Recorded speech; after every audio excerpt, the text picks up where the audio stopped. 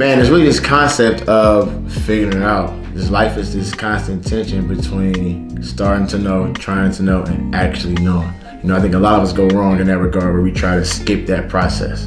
Like me, for example, I wake up early, I work out, I read books, I meditate, I visualize. I do my goal boards for the future. And for a while, I was doing that with the intention of trying to get to the destination of having it figured out. Not realizing that the process of figuring it out is both the journey and the destination. So from my perspective, I wouldn't necessarily say it's a destination as much as we are fighting to progress and it's going through this process.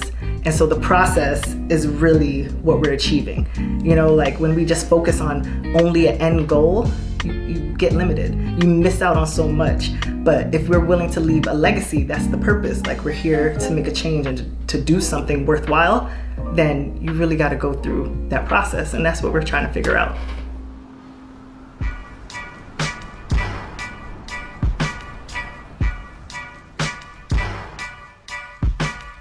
And then on top of that, as you navigate through trying to figure out, you also being Black in America, right? And so just understanding that there is this like beautiful contradiction between having this history of pain and oppression, but also power and prestige, right? And navigating through that and trying to figure that out is also an added component to it. The many layers that we lead, however, Black being our first identity marker, and noticing that how we see the world, how we interact with it, our regular dynamics with people around us is all through that filter.